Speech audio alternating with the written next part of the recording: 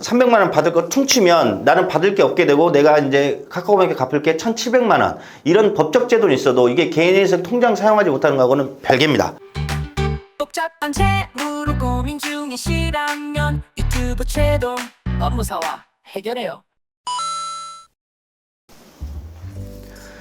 예, 여러분들 이번 시간에 개인회생 채무자들이 걱정하는 잘못된 상식들에 대해서 조금 정리를 해드릴게요. 제가 이제 상담을 하다 보면 물론 이제 많은 분들이 지금은 인터넷이나 SNS 등이 너무 발달돼서 많은 정보를 갖고 오시는데 그래도 아직도 많은 분들이 개인회생에 대해서 잘못된 정보들을 가지고 저한테 질문을 하시는 몇 가지 중요한 것들이 아니고 다수로 질문하시는 것들, 여기에 대해서 제가 오늘 이 잘못된 어떤 상식들에 대해서 바로잡아 드리겠습니다. 첫 번째, 개인회생을 하면 가족에게 피해가 가지 않나요? 이 질문 지금은 많이 없어졌는데 몇 년 전만 해도 엄청 많았습니다. 특히 어떤 분들이 이 질문을 많이 하시냐면 자식을 둔 이제 부모들 있잖아요. 이분들이 개인회생을 준비하시면서 이 질문을 많이 하셨거든요. 이거 가족에게는 아무런 피해가 없습니다, 여러분. 이거 진짜 잘못된 어떤 정보들이거든요. 가족에게 피해를 가지 말라고 하는 게 개인회생이에요. 자, 여러분들, 개인회생을 안 하면 오히려 가족에게 피해가 갑니다. 왜 그러냐면 A라는 남자가 있어요. 이제 B라는 아내분이 있고 아이들이 있다고 할게요. 근데 A라는 남자분이 채무가 많으세요. 그래서 이분이 개인회생을 하지 않고 그 많은 채무들을 연체하다 이렇게 돼요. 그러면 A의 채권자들은 A의 뭐 급여, 부동산도 압류도 하지만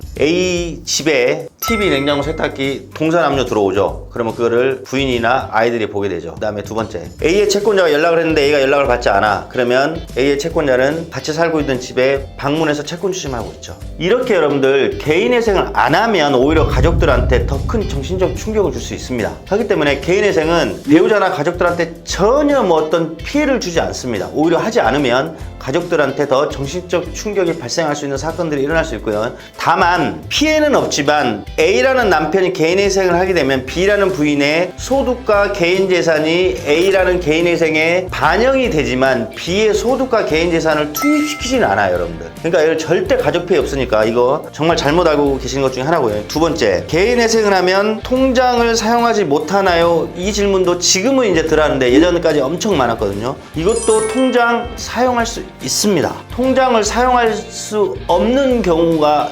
개인회생이 아니고 여러분들 채권자한테 원리금을 납입하지 못해서 내 통장에 압류돼서 사용을 못 하셨겠죠. 여러분들 개인회생을 하시더라도 내 통장이라든지 뭐 급여라든지 그 다음에 내 체크카드는 다 사용됩니다. 다만 이제 신용카드는 사용 못해요. 근데 신용카드하고 여러분들 통장하고 상관이 없잖아요. 근데 통장이 그 전에 압류가 돼서 여러분들 사용을 못하거나 앞으로 압류될 가능성이 있으면 개인회생을 하면 여러분들 금지명령 개시결정으로 압류 다 해제시켜줘서 통장을 사용하게 해줍니다. 그래서 개인회생을 안 해서 나중에 통장을 사용하지 못하는 거지 개인회생 때문에 통장을 사용하지 못하는 경우는 없습니다. 그 다음에 이제 조금 이거는 부가적이긴 한데 개인회생을 하게 되면 그 통장 안에 있는 잔고가 없어지는 경우가 있어요. 이거는 뭐냐면 A라는 어떤 신청 채무자가 있어요. 근데 카카오뱅크에 갚아야 할 신용대출이 2천만 원이 있어요. 근데 카카오뱅크 계좌에 이 사람이 받을 돈 300만 원이 있었다고 가정을 할게요. 근데 A라는 사람이 개인회생을 신청하게 되면 어차피 카카오뱅크에 2천 갚아야 돼. 근데 카카오뱅크는 A라는 사람한테 예금된 300만 원을 줘야 돼. 그러면 개인회생 신청 사실을 알면 카카오뱅크는 어떤 걸 하냐, 은행 입장에서 내가 2천만 원 받아야 되고 그 다음에 A라는 사람한테 300만 원을 줘야 돼. 이거를 상계 처리해봅니다. 그러니까 너 나한테 줄 거, 나 너한테 줄 거 상계, 그냥 퉁치자.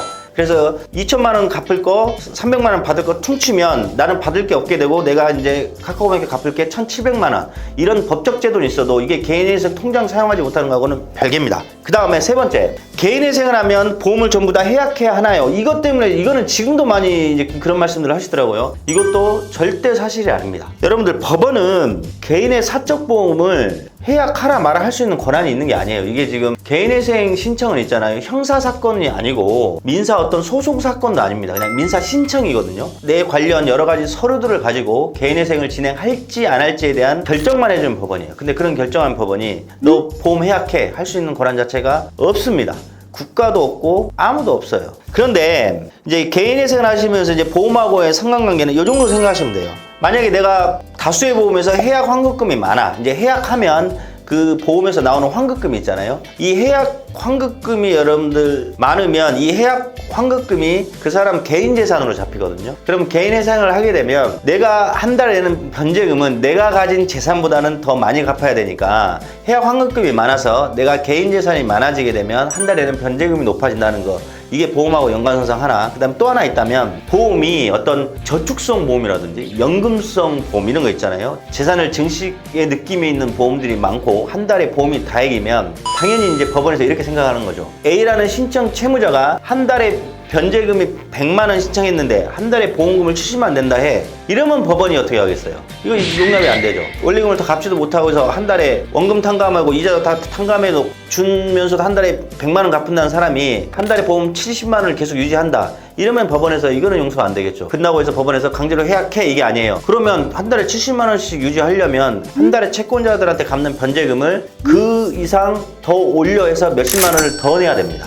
이런 관계지 법원에서 보험을 해약하라 마라 이렇게 할 수는 절대 없습니다. 그 다음에 네 번째입니다. 채무 고민